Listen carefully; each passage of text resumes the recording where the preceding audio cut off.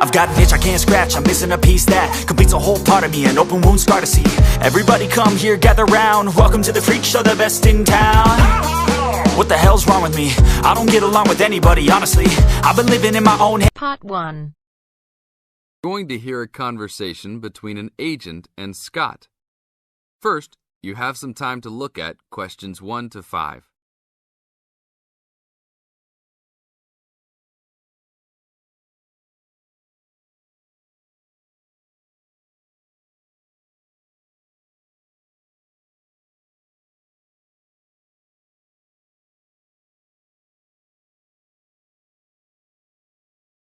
Now listen to the tape and answer the questions. Howdy, what can I do for you? I'm here to ship some things back to China. Okay, we can do that. Shipping things back, eh? Have you lived there before? Yeah, I lived there for 3 years and came back 2 years ago. Now I'm going back to start my own business. Really? Did you ship things with us last time? No, I used a Chinese shipping agency. Well, I'll just let you know that rates have changed recently. So I don't know if they'll be comparable to what you paid before. It doesn't matter to me. My company's paying for it. Aha, then it's nothing off your skin, right? Okay, I'll need your name and where you need to go to pick up the items to be shipped. My name is Scott Linder, Linder, and I live in upstate New York, Saratoga Springs.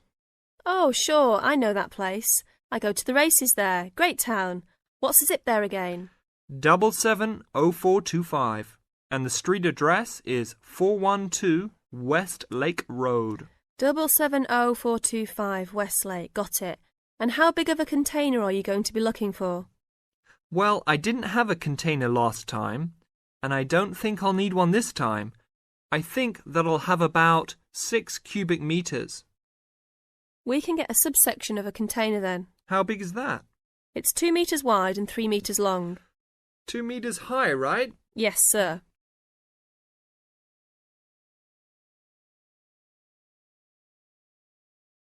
Now look at questions 6 to 10.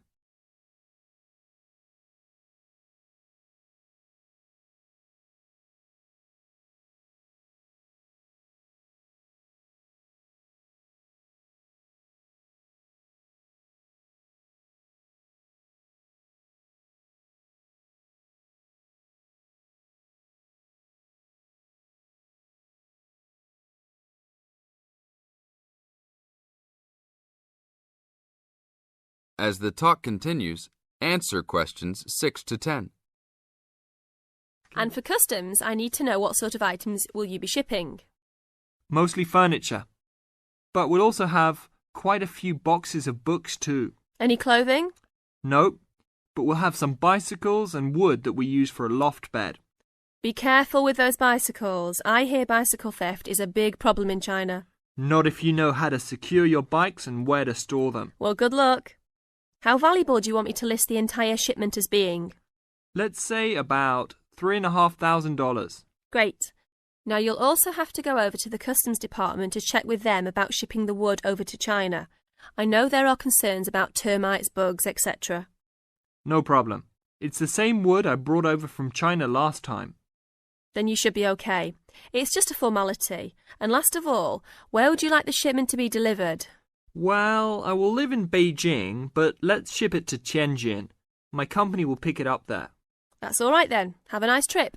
Thanks for your help.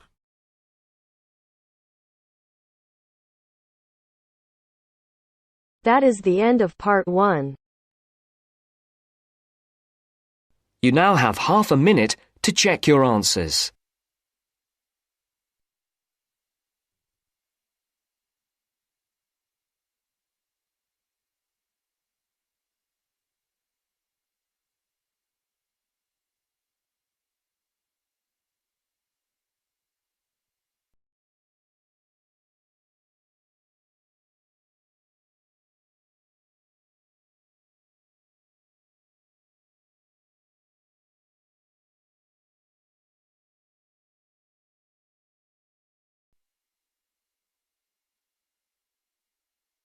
Now turns to part 2.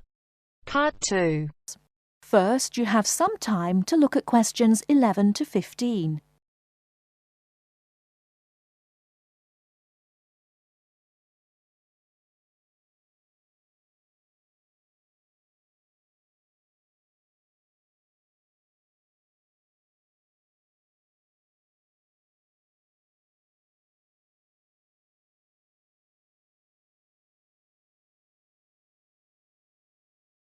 Now, listen carefully and answer questions 11 to 15. Hi, Hello. how can we help you? Is this the Office of Institutional Real Estate? Yes, sir. My name's Alice Baum, and I'm a university housing supervisor. Oh, good. I wonder if you could help me. I'll certainly try, sir. I'm hoping to rent an apartment from September when I begin here, and I'd really like some advice on where to rent and how to rent a place. Advice on renting in Manhattan. We've got plenty of advice about that. The first thing to think about are the prices. New York is an expensive place to live, and Manhattan is the most expensive place in New York. Everyone wants to be here. In most areas of Manhattan, you'll have great difficulty finding a studio apartment for less than $1,300 to $1,400 per month. But there are areas just outside Manhattan, within a 30 to 40-minute commute, where you can find a decent studio apartment to rent for $850 to $1,000 per month. That's a big difference. But then there are travel costs on top of that. Yes, there are. If you're prepared to make compromises in your choice of accommodation, perhaps you can find an apartment you like and can afford. Monthly rents also depend on two other factors: apartment size and then amenities. Can you tell me a bit more about that? Basically, bigger flats get higher rents, so if you can live without a lot of space, it's much cheaper. And if you're willing to take a flat which has street noise or doesn't have much natural light, then you may save some more money. I see. However, you could go the other way and get a bigger flat and share it with another student. You can cut costs by sharing a large bedroom. To find a roommate, check the listings for apartment shares in the housing registry. Share a flat. I hadn't given that idea much thought. Lots of our students do that. What about amenities? Can you explain that a bit more? You need to decide what facilities you really would like and what you can do without. For example, do you want a doorman? Would you like an elevator? These kinds of things put the prices up. I don't think I need a doorman. Is there anything else I should know? Yes, remember, the housing market is very competitive, especially for affordable apartments. You need to be prepared to make decisions quickly and be flexible with your plans.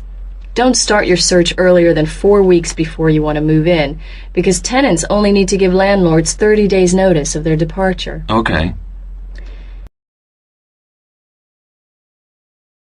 Before you hear the rest of the talk, you have some time to look at questions 16 to 20.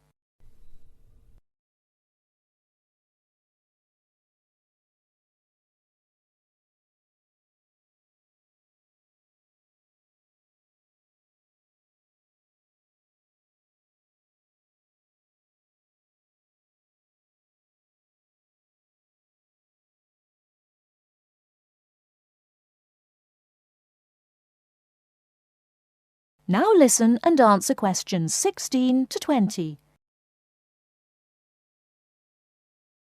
And make apartment hunting your life for 2 or 3 weeks. That should be enough time to get familiar with the market and find what you're looking for. What's the best way of finding a place? There are really only 2 ways. You do it yourself, or you get someone else to do it for you. That sounds interesting. How do I do that? There are property brokers who will find a place for you. They can guide you to the property of your choice and help you with the paperwork. Well, that sounds great. But they do charge you a commission fee. In Manhattan, expect to pay between 12 and 15% of the year's rent. That means if your rent is $1,000 a month, the broker's fee works out to $1,800. Oh, maybe not a broker then. And what's the other option again? Do the legwork yourself. Look in the classified ads, call landlord companies, and do online searches. Check out our website first. You mentioned paperwork. Could you tell me something about that? Sure. To rent an apartment, you may be asked to complete an application by your prospective landlord. You may also be asked to pay between $50 and $200 for credit reports. Landlords want to see evidence of steady income and good credit. I see. Because you're a full-time student, most landlords will require a guarantor, someone to guarantee you will pay the rent on time. And when the landlord approves your apartment application, be prepared to pay the first month's rent and the deposit when you sign the lease. That's a lot to think about, and it sounds like a lot of hard work. Thank you very much for the advice. You're very welcome, and good luck.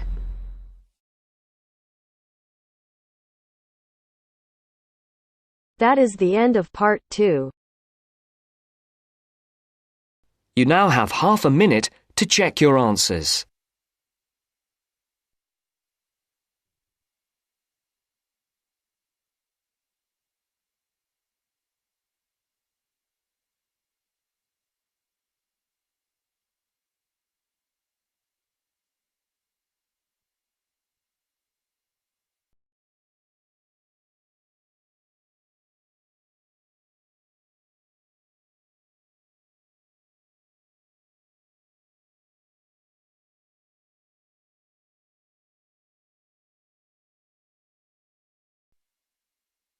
Now turns to part 3.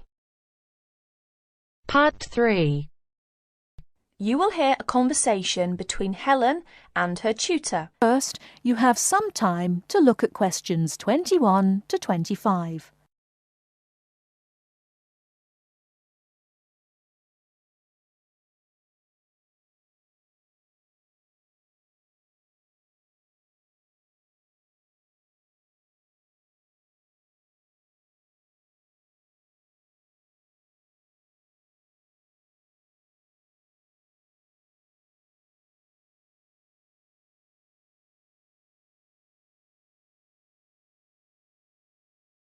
Now, listen carefully and answer questions 21 to 25.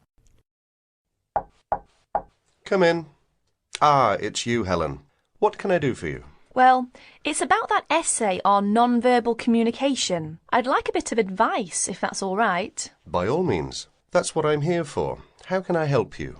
It's about that survey you asked us to carry out about body language. Oh, yes. I asked you to investigate what sort of touching is permissible between friends of the same sex and friends of the opposite sex. That's it.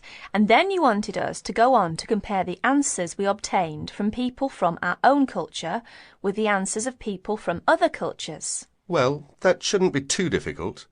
There are students here from dozens of cultures, including Asia and the Middle East. Go and ask them.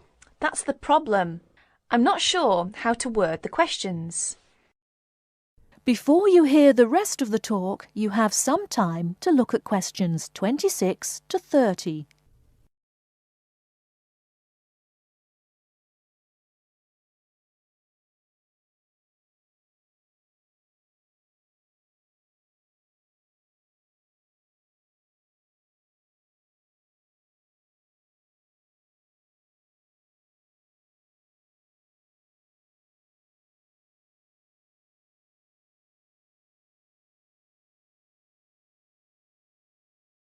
Now listen and answer questions 26 to 30.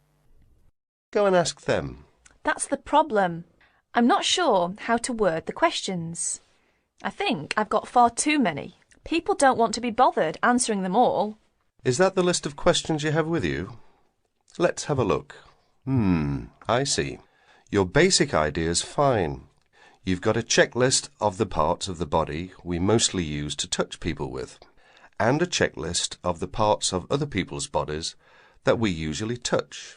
But you don't have to go right through the list asking a separate question about each item. You can make your questionnaire much shorter if you ask open questions. Open questions? What are they? Sometimes we call them WH questions. What, when, where. Those are examples. Oh, I see. Yes, we learned about them in grammar. I hadn't realised how useful they'd turn out to be.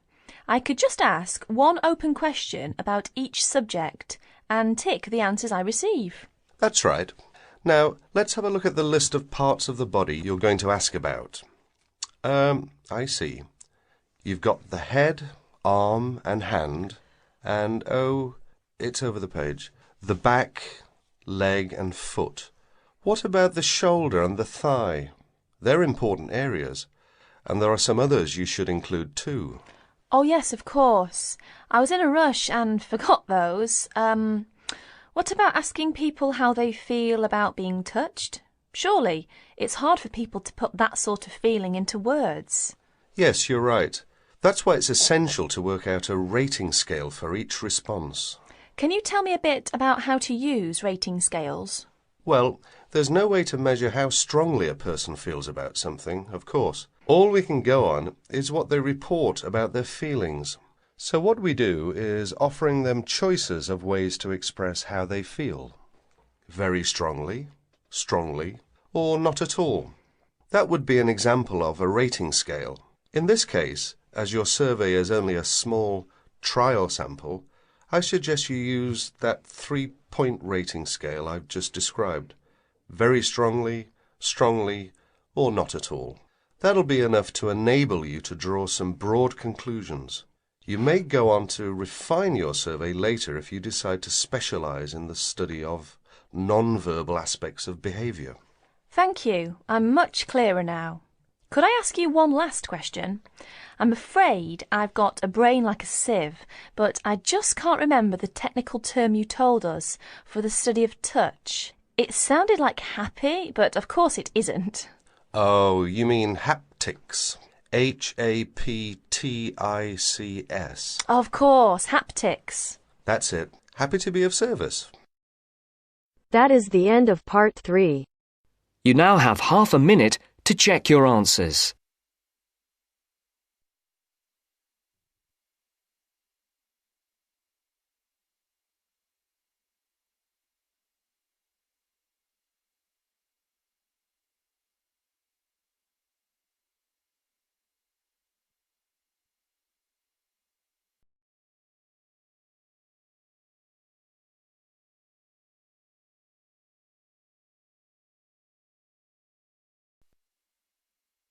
Now turns to part 4. Part 4. You will hear an extract from a university lecture on the topic of marketing. First, you have some time to look at questions 31 to 40.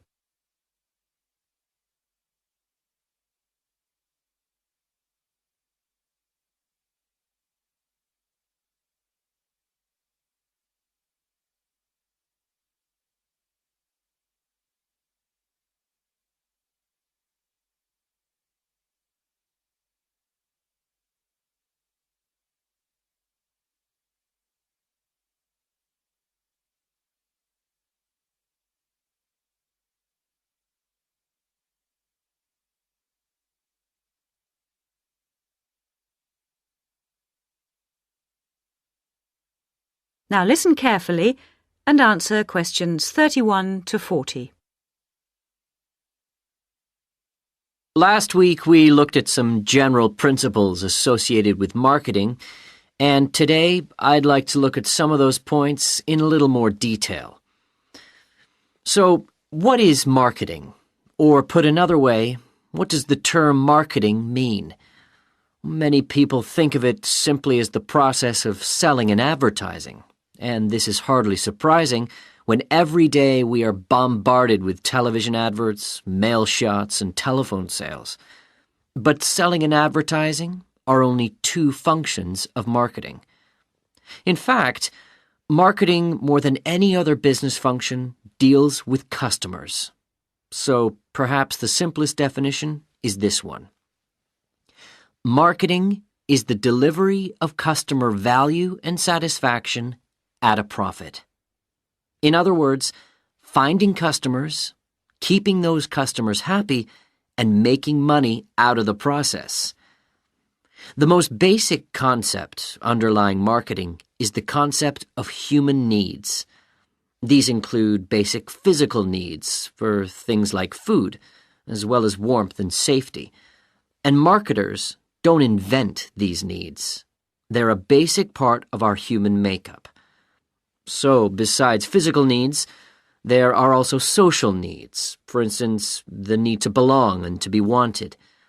And in addition to social needs, we have the need for knowledge and self-expression, often referred to as individual needs. As societies evolve, members of that society start to see things not so much in terms of what they need, but in terms of what they want. And when people have enough money, these wants become demands.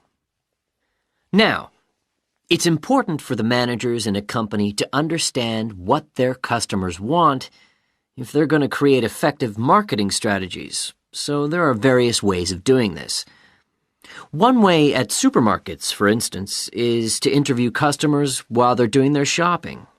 They can be asked about their buying preferences, and then the results of the survey can be analyzed.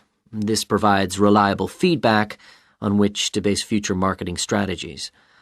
It's also quite normal for top executives from department stores to spend a day or two each month visiting stores and mixing freely with the public, as if they were ordinary customers, to get an idea of customer behavior.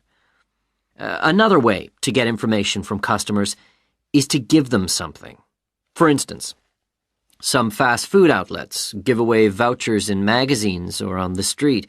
that entitle customers to get part of their meal for nothing. As well as being a good way of attracting customers into the restaurants to spend their money, it also allows the managers to get a feel for where to advertise and which age groups to target. Another strategy employed at some well-known theme parks, such as Disneyland, is for top managers to spend at least one day in their career touring the park dressed as Mickey Mouse or some other cartoon character. This provides them with the perfect opportunity to survey the scene and watch the customers without being noticed. Okay, well, we mentioned customer satisfaction at the beginning of this lecture, and I'd like to return briefly to that as it relates to what we've just been talking about. If the performance of a product falls short of the customer's expectations, the buyer is going to be dissatisfied. In other words, if the product you buy isn't as good as you'd expected, then the chances are you'll be unhappy about it. If, on the other hand, performance matches expectations and the product you buy is as good as you expected, then generally speaking, the buyer is satisfied. But smart companies should aim one step higher. They should aim to delight customers by promising only what they can be sure of delivering and then delivering much more than they promised. So then, if, as sometimes happens, performance is better than expected, the buyer is delighted and is twice as likely to come back to the store. Now, let's move on to look at the role of advertising. That is the end of part 4. You now have half a minute to check your answers.